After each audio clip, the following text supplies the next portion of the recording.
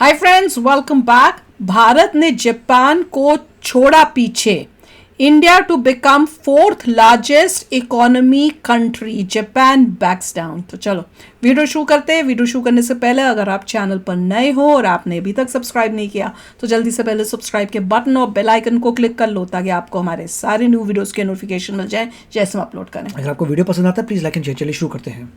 तो जिस समय चीन और जापान जैसे टॉप इकोनॉमी वाले देशों का खजाना डगमगा रहा है, उसी समय भारत ने एक बहुत बड़ी बाजी मारकर दुनिया को सदमे में डाल दिया है। दरअसल हाल ही में भारत की इकोनॉमी और जीडीपी से जुड़ी ऐसी खबर सामने निकल कर आई है जो कि आने वाले 1-2 महीने बाद इतिहास के पन्नों पर लिखी जाएगी। और यकीन मानिए दोस्तों, इस खबर को सुनने के बाद आपका भी दिल खुशियों से झूम उठेगा, क्योंकि जिसका इंतजार करोड़ों देशवासी और भारतीय कर रहे थे, अब वह पल आ चुका है। दरअसल हम लोग काफी समय पहले से ही इंतजार कर रहे थे कि भारत जापान को पीछे छोड़कर दुनिया की चौथी सबसे बड़ी अर्थव्यवस्था वाला देश कब बनेगा।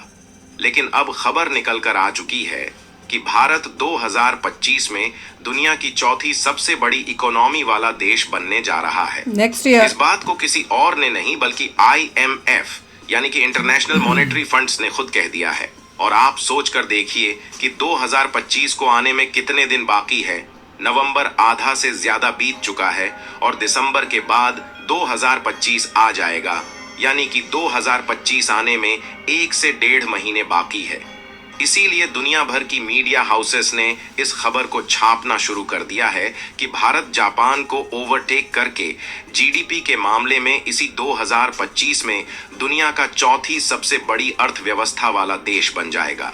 और आपको जानकर हैरानी होगी कि जिन अंग्रेजों के हम कभी गुलाम हुआ करते थे, उसी ब्रिटेन के बिजनेसेस से भारत की इकोनॉमी में एक बहुत बड़ी ग्रोथ देखने को मिल रही है। और कोई छोटा मोटा नहीं, बल्कि ब्रिटेन के बिजनेसेस से लगभग 5 ट्रिलियन रेवेन्यू का कंट्रीब्यूशन इंडियन इकोनॉमी में हो रहा है। पूरी डेवलपमेंट क्या है इस वीडियो में समझते हैं। लेकिन भारत के इतिहास का स्वर्णिम पल आने जा रहा है, उसकी खुशी में ही सही।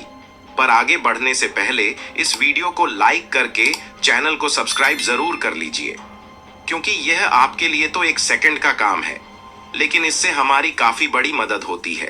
दरअसल किसी भी देश की इकोनॉमी उस देश की ताकत दिखाने के लिए और वैश्विक स्तर पर एक पहचान दिलाने के लिए बहुत बड़ी भूमिका निभाती है। किसी भी देश की इकोनॉमी से मतलब है कि उस देश का प्रोडक्शन यानी कि उत्पादन, डिस्ट्रीब्यूशन यानी कि वितरण और कंजम्पशन यानी कि उपभोग, इन 3 मामलों में ओवरऑल कंट्रीब्यूशन कितना है। यानी कि सीधी सी बात है कि इन तीनों सेक्टर में जिस देश का कंट्रीब्यूशन ज्यादा होगा, उस देश की इकोनॉमी ज्यादा होगी।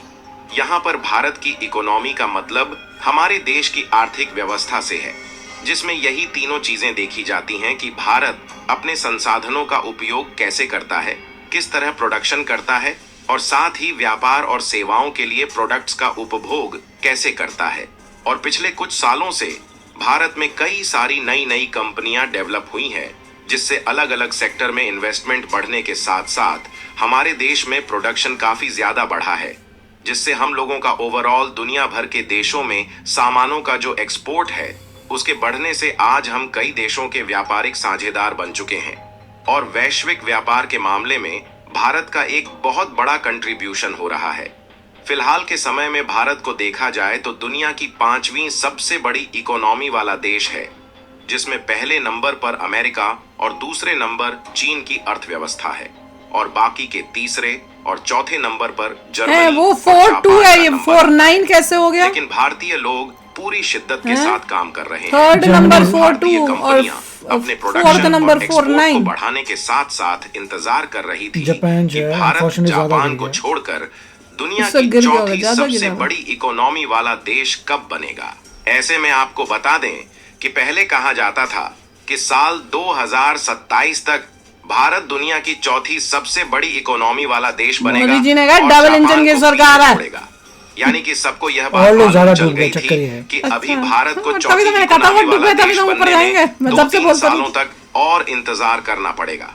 लेकिन हाल ही में जो लेटेस्ट डेटा IMF यानी कि इंटरनेशनल मॉनेटरी फंड ने जारी किया है, उसने दुनिया भर के देशों को चौंका कर रख दिया है।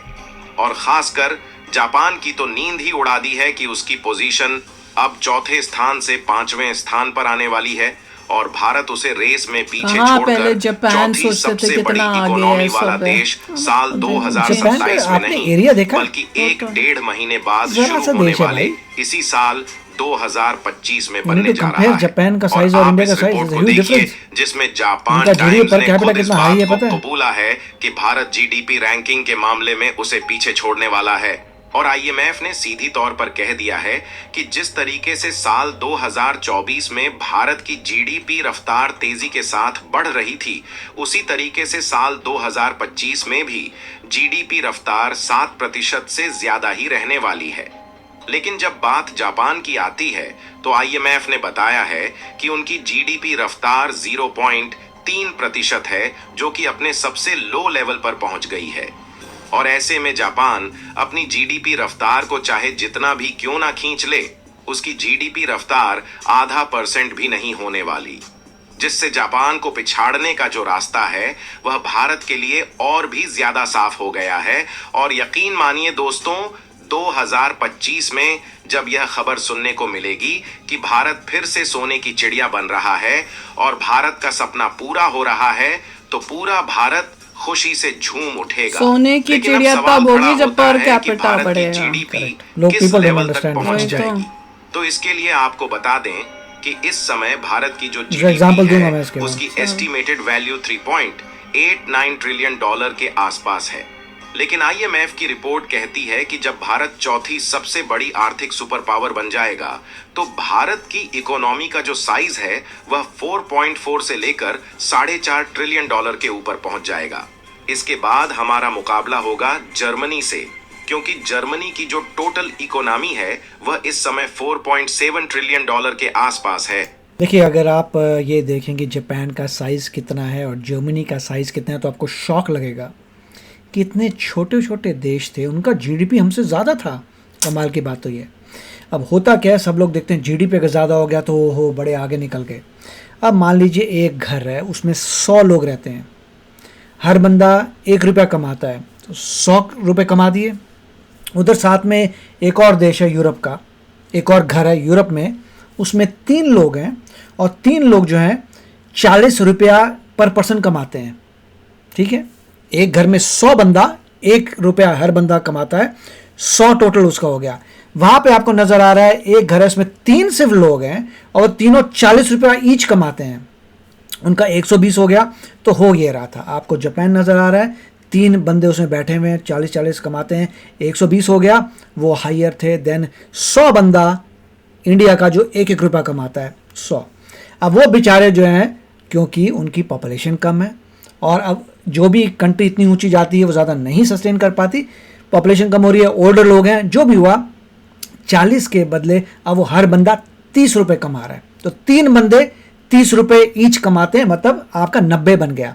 और यहाँ पे इंडिया के लोग जो हैं एक के बदले 1.1 समझ लो, या समझ लो ₹1 और 10 पैसे कमाते हैं, तो आप कहेंगे अरे बढ़ गए हम ज़्यादा। तो अब ये हो रहा है, एक घर जिसमें 100 लोग हैं वो ज़्यादा कमा रहा है देन वो कंट्री जिसमें 3 लोग हैं। तो कौन अमीर हुआ? अमीर वही लोग हैं, उनके स्टैंडर्ड, हर बंदे के पास पैसा अमीर वही है, करने के अमीर लिए जापान ही है, अमीर जर्मनी, क्योंकि उनके 3 लोग जो हैं, एक बंदा ₹30 कमाता है। यहाँ पे 100 बंदा मिलके जो है 100 कमा रहे हैं, हर बंदा ₹1 कमाता है। और अनफॉर्चुनेटली तो अच्छी बात है कि आप ये कह सकते हैं, देखिए कंट्री के पास 100 से ज्यादा रुपए हैं, ओके, बट वो जरा से लोग हैं, वो भी 90 पे चल रहे हैं। वो ज्यादा अमीरी से रह रहा है, अमीरी वो लोग हैं, उसके पास ज्यादा पैसा है, वो ज्यादा अमीर है।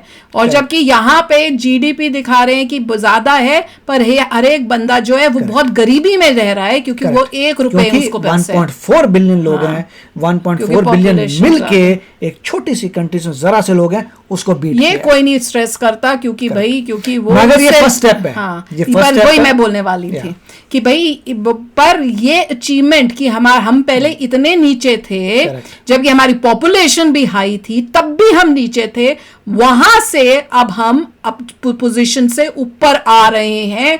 वो खुशी की बात है कि हमारी इतनी बुरी हालत थी पहले कि हमारी इतनी लो खुशी की रैंकिंग बात थी। यह है कि कलेक्टिवली 1.4 बिलियन पीपल की मेहनत लगा लग के रही है। आप फोर्थ तो आए। Exactly. उसके बाद आपको थर्ड आना है, हाँ। उसके बाद आपको फर्स्ट आना है, क्योंकि आपकी पॉपुलेशन इतनी ज्यादा है भैया। तो आपको तो फर्स्ट आना चाहिए, या चाइना की भी आपसे कम है। तो basically India should be first, क्योंकि सबसे ज्यादा पॉपुलेशन हमारी है। जिस कंट्री की हर बंदा अगर कमाए उतना उतना करेक्टली स्पीकिंग उसका जीडीपी सबसे ज्यादा होना चाहिए। और उसके बाद जब जीडीपी फर्स्ट पे आ जाए, उसके बाद नेक्स्ट हमारा होना चाहिए कि हर एक बंदे की जो कमाने की है ना, वो भी सबसे ज्यादा बाकी देशों से। तो जब हम बात करते हैं कि आप वर्ल्ड की टॉप 10 रिचेस्ट कंट्रीज देखिए, वो जीडीपी पर कैपिटा से बोलते हैं कि पर पर्सन कितना कमा रहे हैं।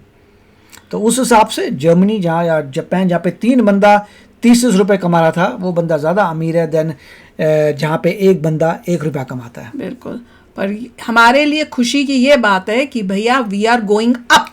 यस, और हमें अभी तो नंबर 1 तक जाना है। पे जाना चाहिए, बिकॉज हमारी पॉपुलेशन जो है सबसे ज्यादा है। थैंकफुली मोदी जी की वजह से स्पीड तेज हुई है। बिल्कुल, अपनी स्पीड तेज रखिए, उसके बाद होपफुली योगी जी आ जाएंगे। हाँ। और चलते जाइए और नंबर 1 तक पहुंचे। पर इंडियंस को जो है, उनको भारतीयों को इस बात पे खुश इतना नहीं होना चाहिए कि हम 4th पे आ गए या 3rd पे आ गए, क्योंकि हमारी पर कैपिटा जो है वो हाई होनी चाहिए। क्योंकि जब तक वो हाई नहीं होगी, हर एक बंदा जो है वो अमीर या अच्छी लाइफ, अच्छी जिंदगी नहीं जी रहा है। Correct. तो ये बहुत इंपॉर्टेंट है और ये हमारा फर्ज है, इसलिए हम बोल रहे हैं, जो कोई और नहीं बोलता। Correct. तो चलो यार, आप भी शेयर करना अपने थॉट्स। चलते हैं, मिलेंगे नेक्स्ट वीडियो में बहुत ही जल्द। Till then take care and bye bye. तो अगर आप मेरे इस चैनल पे नए हो तो जल्दी से सब्सक्राइब के बटन को हिट करो और बेल आइकन को क्लिक करो, ताकि आपको मेरा जब नया वीडियो मैं लगाऊं, आपको उसके बारे में जल्दी से पता चल जाए।